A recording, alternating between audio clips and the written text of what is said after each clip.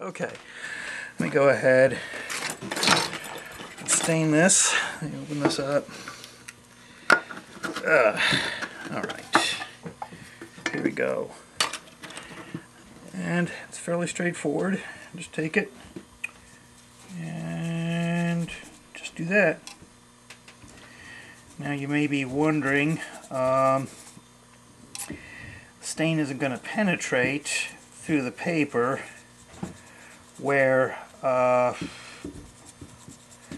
it's covered by the oh gosh, why am I searching for words? Where it's gotten covered up by the caulk. Boy, I need to go to bed. My mind starts shutting down late at night.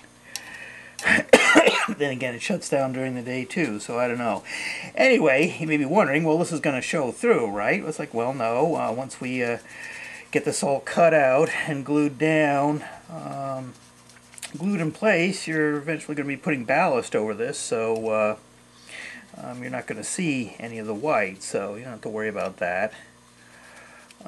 Just go ahead and continue to apply stain to the ties. I'm generous, let it soak pretty good.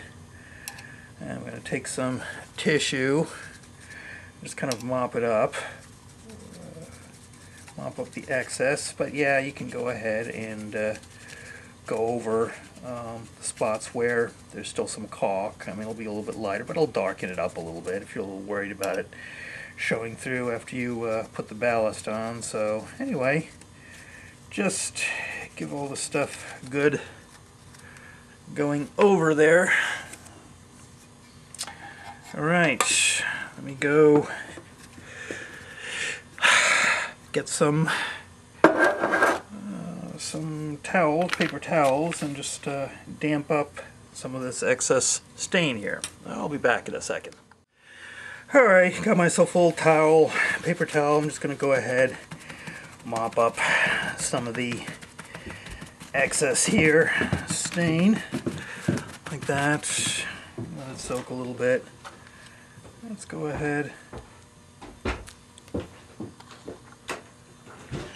Let's go ahead and put this in place. And yeah, we have a fairly good match here. Let me draw this in a little bit closer. And if you find your ties aren't quite stained dark enough, you can always go over it again a little bit more, darken the color. So let's see, can you see that? There.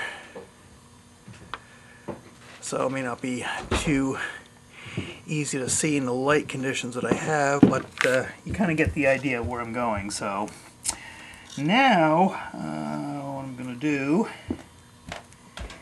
is I'm going to go ahead and glue this into place using the squeezing caulk. So what I'm going to go ahead and do, light that up a little bit more, bring this back,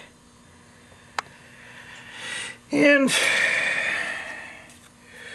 what I usually do with squeezing caulk, rather than put it on here directly, which I could do, but I found it somehow easier to control to put some, squeeze some out, and then just kind of dab it onto the back of the ties here. You don't want to get any of the caulk on, I'm going to be a little bit careful down here. You want to get the caulk on the throw bar here.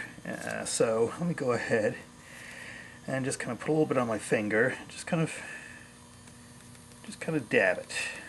It's okay if it's a little bit thick on there, because you want to give yourself a little time before it dries, but you kind of get the idea. Put a little finger in there and just dab it on quick.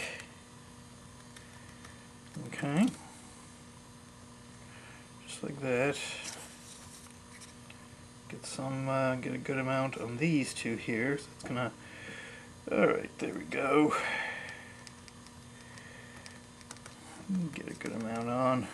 Go ahead, do each one here. And it's not a big deal if you get a little bit on the rail here. That's going to be facing down anyway, so okay, like that. There, like that. Now I'm going to put carefully some down here so as not to interfere with the throw bar. Okay, put some on again, some more. Make sure I got enough here. Make sure it's nice and secure. You kind of see what I'm doing. Alright, now I'm going to go ahead here. And this dries clear, so it's not going to show up if this gets a little bit messy. So here we go. Let's go ahead and put it down. Make sure got it. There. I can always wipe it off. There we go. Make sure it's centered properly.